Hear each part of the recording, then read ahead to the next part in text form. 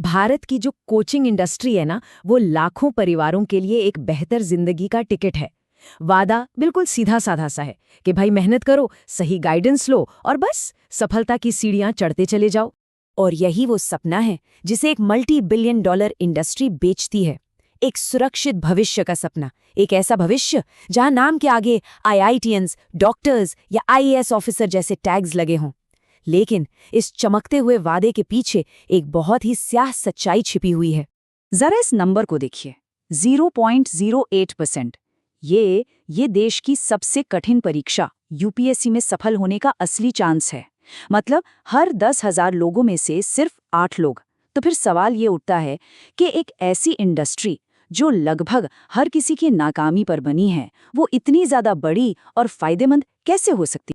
तो इसका जवाब छिपा है इस इंडस्ट्री के बहुत ही अनोखे बिजनेस मॉडल में।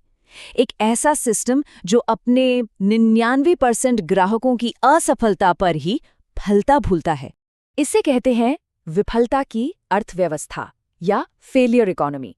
मतलब बिल्कुल साफ है, इंडस्ट्री का असली मुनाफा मुट्ठी भर कामयाब छात्रों से नहीं आता, बल्कि उन 99% नाकामयाब छात्रों की फीस से आता है। यही जो विशाल बहुमत है ना, वही पूरे सिस्टम को चला रहा है, उसे फंड कर रहा है। और ये मॉडल आप देखिए कितना जबरदस्त सफल है। आज ये इंडस्ट्री $6.5 बिलियन की है और अगले 10 साल में इसके $17 बिलियन से भी ज्यादा होने का अनुमान है। ये जो विस्फोटक ग्रोथ है वो बस एक ही चीज पर चल रही है, उम्मीद बेचना, उन मुश्किलों के खिलाफ जिनका सामना करना लगभग नामुमकिन है। इन आंकड़ों को देखिए तो बात और साफ हो जाएगी। यूपीएससी में 13 लाख से ज्यादा एप्लीकेंट्स हैं और सीटें हैं सिर्फ 1100। नीट में 24 लाख स्टूडेंट्स बैठते हैं और सरकारी सीटें हैं करीब 55,000। तो ये जो एप्लीकेंट्स और सीटों के बीच का इतना बड़ा गैप है ना, यही है वो असफल राजस्व का आधार जो इस अरबों डॉलर के मार्केट को चला रहा है। लेकिन कहानी सिर्फ पैसों की नहीं है। इस पूरी मशीन के अंदर एक और भी गहरी सच्चाई छुपी है। असल में ये कोई फेयर गेम है ही नहीं। सिस्टम को एकदम शुरुआत से ही बांट दिया गया है।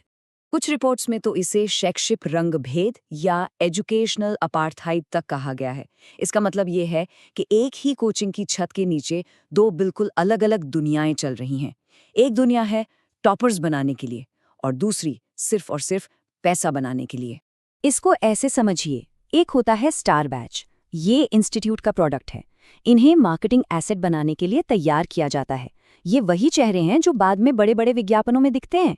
और फिर आते हैं नॉर्मल बैच। ये है रेवेन्यू का सोर्स। इनका काम है कैश फ्लो बनाए रखना। असल में इन्हीं की फीस से स्टार बैच के स्टूडेंट्स की स्कॉलरशिप और बाकी सारी सुविधाओं का खर्चा निकलता है। और फर्क जरा देखिए, स्टार बैच के टीचर्स को करोड़ों के पैकेज मिलते हैं, जबकि नॉर्मल बैच के टीचर्स को कुछ लाख। स्टार बैच में 30 से 50 स्टूडेंट्स होते हैं, वहीं नॉर्मल बैच में 200 से भी ज्यादा ठूंस दिए जाते हैं। तो ये सिस्टम साफ साफ सिर्फ कुछ चुनिंदा लोगों के लिए ही बनाया गया है। और इस पूरे सिस्टम में स्टूडेंट्स पर दबाव बनाए रखने के लिए एक तरीका इस्तेमाल होता है, शफलिंग। मतलब लगातार टेस्ट होते हैं और अगर कोई टॉप बैच से नीचे के बैच में चला गया तो ये एक तरह का पब्लिक ह्यूमिलिएशन है, एक सार्वजनिक अपमान। ये एक इशारा है कि अब इंस्टीट्यूट ने उस स्टूडेंट से उम्मीद छोड़ दी है और अब वो सिर्फ एक रेवेन्यू सोर्स बनकर रह गया है। चलिए अब जरा बात करते हैं उस भारी भरकम वित्तीय जुए की, जिसे खेलने के लिए मिडिल क्लास परिवारों को मजबूर किया जाता है। कोटा जैसे किसी भी कोचिंग हब में अगर 2 साल की तैयारी करनी हो तो इसका पूरा खर्चा, मतलब ट्यूशन, रहना, खाना और दूसरी छिपी हुई फीस मिलाकर 9 लाख रुपए से भी ज्यादा बैठता है। लगभग 9.1 लाख। अब सोचिए, ये जो रकम है ये एक लोअर मिडिल क्लास परिवार की पूरे साल की कमाई के दुगने से भी ज्यादा हो सकती है। इसका सीधा मतलब है कर्ज लेना, जमीन बेचना या अपनी जिंदगी भर की सारी बचत को एक ऐसे दांव पर लगा देना जिसके सफल होने का चांस 2% से भी कम है। और फिर आता है एक लगभग मौत का क्षण। ये है डमी स्कूल का खेल। इसमें स्टूडेंट्स ऐसे स्कूलों में एडमिशन लेते हैं जहां अटेंडेंस की जरूरत नहीं होते, ताकि वे कोचिंग पर पूरा ध्यान दे सकें। लेकिन सोचिए क्या होता है जब रेगुलेटर्स एक्शन लेते हैं, जैसा कि हाल ही में हुआ जब सीबीएसई ने 21 ऐसे स्कूलों की मान्यता ही रद्द कर दी। तब एक स्टूडेंट का पूरा एकेडमिक रिकॉर्ड, पूरी मेहनत एक झटके में खत्म हो सकती है। ये एक बहुत ही विनाशकारी खतरा है। अब आते हैं अगले पड़ाव पर। ये एक ऐसा बाजार है जहां सफलता खुद एक बिकाऊ चीज है, एक ऐसी चीज जिसके लिए कोचिंग संस्थानों में जंग छिड़ जाती है। जैसे ही कोई स्टूडेंट टॉप रैंक ले आता है, वो एक कीमती एसेट बन जाता है और फिर संस्थान उसे अपना बताने के लिए किसी भी हद तक जा सकते हैं।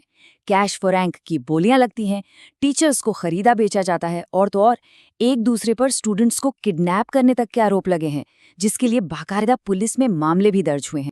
और अक्सर ऐसा देखने को मिलता है कि एक ही टॉपर का चेहरा 4-5 अलग-अलग इंस्टीट्यूट के विज्ञापनों में नजर आ रहा है। ये होता है टेस्ट सीरीज वाले लूप होल की वजह से। होता क्या है कि टॉपर प्रैक्टिस के लिए कई अलग-अलग संस्थानों की टेस्ट सीरीज ज्वाइन करता है और नतीजों के बाद हर संस्थान उसे अपना स्टूडेंट बताकर प्रचार करने लगता है। ये एक तरह से जनता को गुमराह करना ही हुआ। और आखिर में हम बात करेंगे इस पूरे सिस्टम की सबसे बड़ी कीमत की, एक बहुत ही गहरी और दुखद मानवीय कीमत। कोटा, भारत, देश का सबसे मशहूर कोचिंग हब, लेकिन दुर्भाग्य से अब ये स्टूडेंट्स के बीच एक पब्लिक हेल्थ क्राइसिस यानी एक सार्वजनिक स्वास्थ्य संकट का केंद्र भी बन गया है। ये नंबर है 29। ये 2023 में कोटा में हुई छात्र आत्महत्याओं की रिकॉर्ड संख्या है। ये उस बेहिसाब प्रेशर का सीधा नतीजा है जिसका सामना ये युवा हर रोज करते हैं।